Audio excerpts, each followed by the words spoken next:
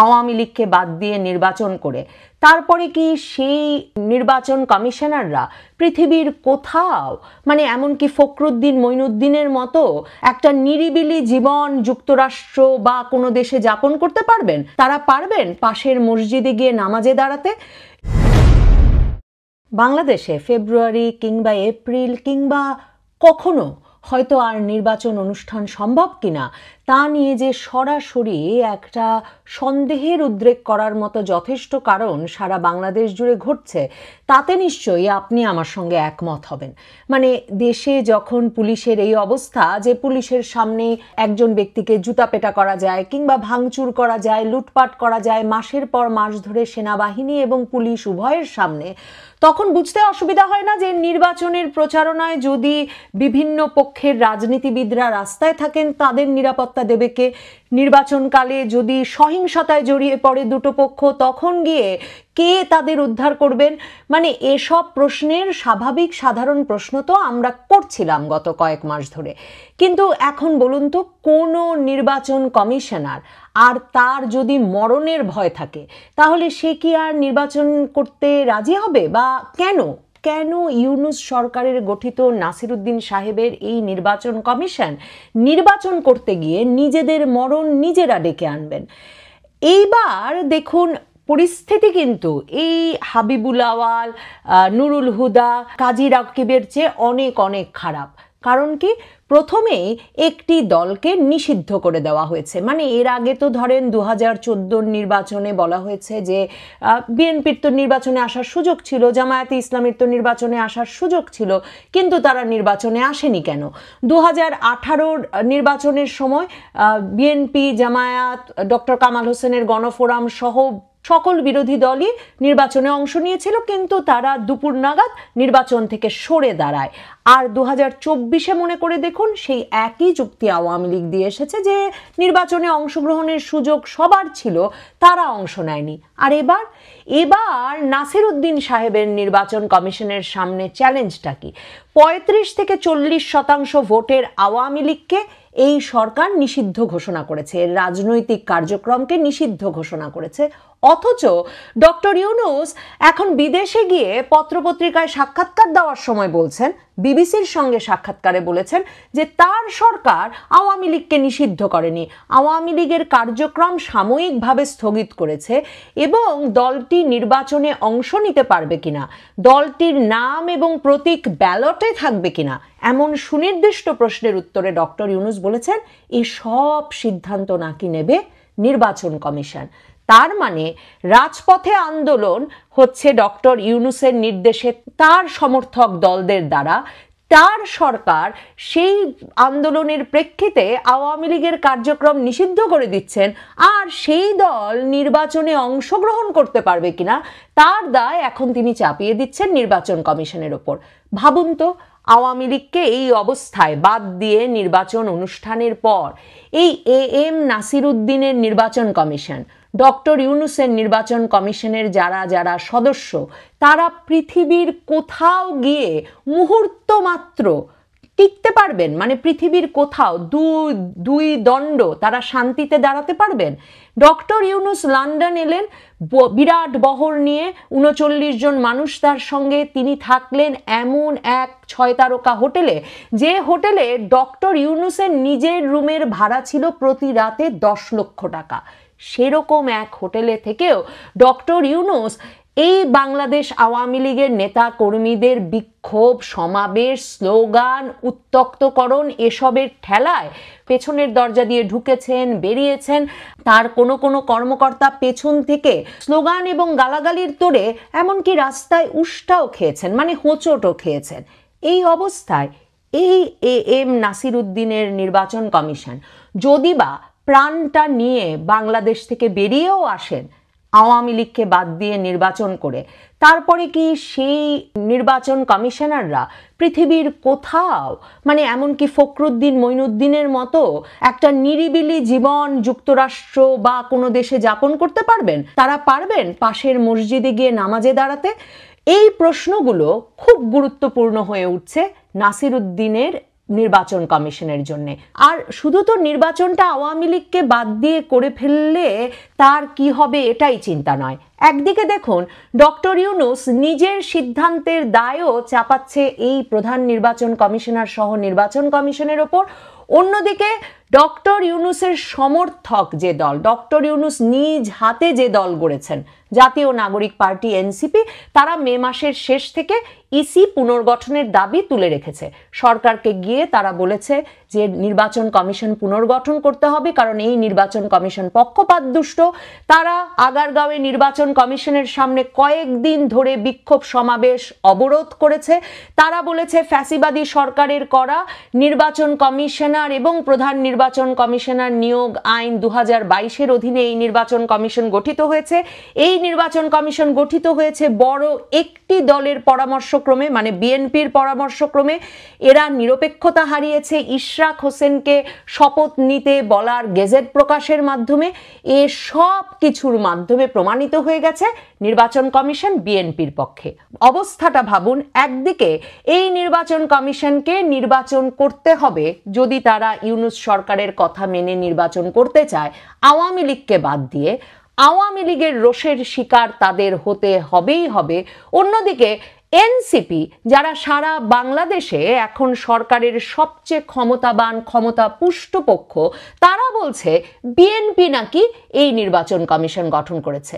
অন্যদিকে জামায়াতে ইসলামী, ডক্টর ইউনূসের আরেকটি সমর্থক পক্ষ, জামায়াতে ইসলামী এবং এনসিপি দুদলই নির্বাচন কমিশনের কাছে গিয়ে এই দাবি জানিয়ে এসেছে যে জাতীয় নির্বাচনের আগে স্থানীয় নির্বাচন করতে হবে।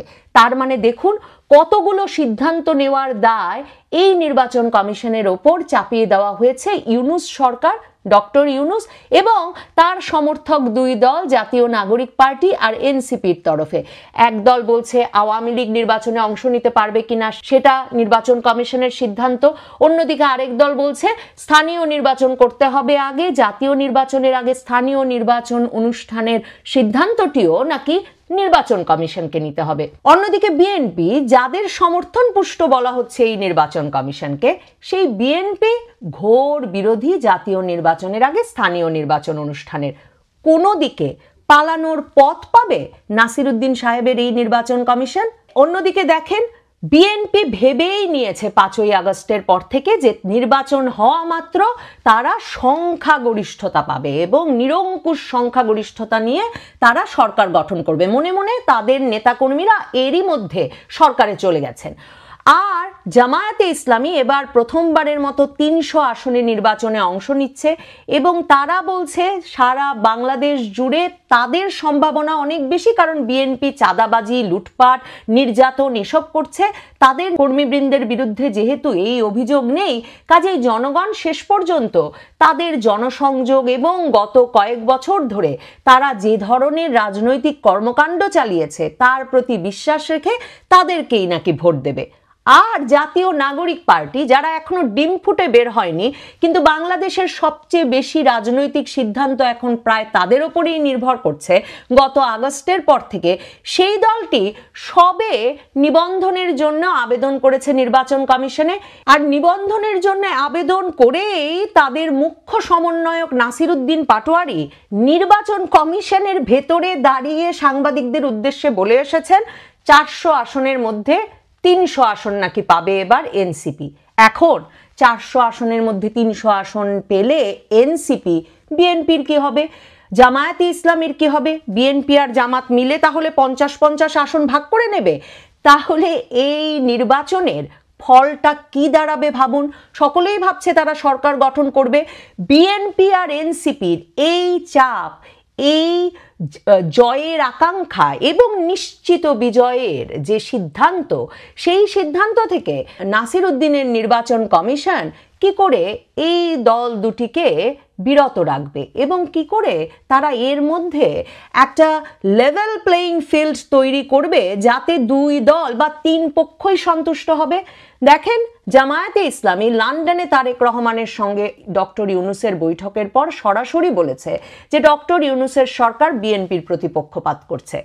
বরাবর এনসিপি বলে আসছে যে বিএনপি সবসময় তার নির্বাচনের আকাঙ্ক্ষা, তার নিয়ম নীতি, তার বিভিন্ন দাবি দেওয়া চাপিয়ে দিতে চায়। আর বিএনপির দাবি ডক্টর ইউনূসের সরকারের ভেতর দুই উপদেষ্টা আসিফ মাহমুদ, সজীব ভুইয়া আর মাহফুজ আলম এখনো থেকে যাওয়ায় এবং এনসিপির সকল দাবি দেওয়া ডক্টর ইউনূসের সরকার যেভাবে মেনে নেয়, তাতে প্রমাণিত হয় যে ডক্টর ইউনূসের সরকার আসলে এনসিপির সরকার, এনসিপির প্রতিপক্ষপাত দুষ্ট। তাহলে দেখুন, আওয়ামী লীগকে বিদায় করা গেছে বটে, কিন্তু একটা গ্রহণযোগ্য নির্বাচন অনুষ্ঠান একেবারেই কি অসম্ভব নয়?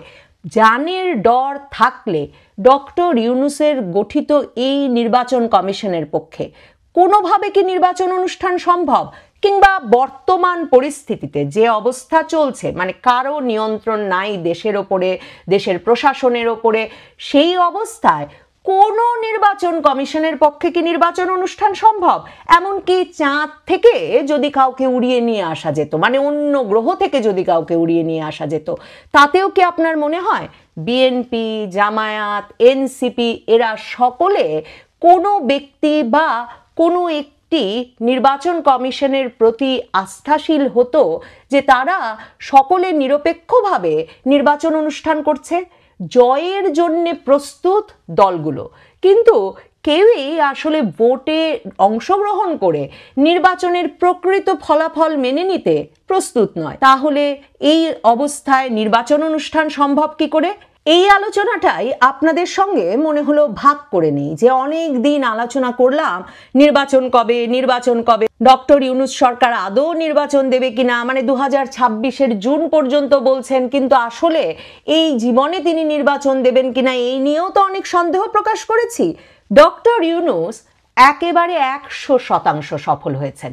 তিনি বাংলাদেশের আইন শৃঙ্খলা পরিস্থিতিকে এমন জায়গায় নিয়ে গেছেন যে এই অবস্থায় কোনো রাজনৈতিক দলের পক্ষে নির্বাচনের ময়দানে নামা অসম্ভব। আর বিবদমান বিভিন্ন পক্ষ শান্তিপূর্ণভাবে নির্বাচনী প্রচারণা চালিয়ে যাবেন, সমাবেশ করবেন, জনসংযোগ করবেন, সে তো অসম্ভব বটেই। আর এমন এক পরিস্থিতি তিনি সৃষ্টি করেছেন, সেই পরিস্থিতিতে আর কোনোদিন বাংলাদেশে এমন নির্বাচন কমিশন গঠন করা যাবে কিনা যেই নির্বাচন কমিশন জানের ভয় তুচ্ছ করে নির্বাচন আয়োজন করবে, সেটাও বলা মুশকিল। তবে এর থেকে কি কোনো সমাধান নেই? সমাধান একটাই, এই মবের রাজত্ব, এই জোরজার মুলুকতারের রাজত্ব, এই যে ডিম ফুটে বের হওয়ার আগে রাজনৈতিক দল দাবি করে বসছে 400 আসনের 300 আসনই সে পাবে, তার আগে সেই নিজে নিজে সংস্কার করে সংসদটিকে 400 আসনের বানিয়ে নিচ্ছে, এই পুরো বিষয়গুলোর একটা অবসান হওয়া দরকার। এই অবসান ঘটানো আসলে কি আপনার আমার পক্ষে সম্ভব? এই অবসান কখন, কিভাবে ঘটবে এবং অবসানের পর পরিস্থিতি শান্ত হবে, নিয়ন্ত্রণে আসবে, আবারও আইনের ভেতরে কবে থেকে বাংলাদেশ চলতে পারবে, সে কথা বলা এখন মুশকিল। কাজেই বাংলাদেশ নিয়ে এই মুহূর্তে আরো অনেক ভবিষ্যৎবাণী করা অসম্ভব হলেও এটা খুব নিশ্চিত করেই বলা যায় যে দেশটা খুব শিগগিরই স্থিতি আর নির্বাচনের দিকে হাঁটছে না।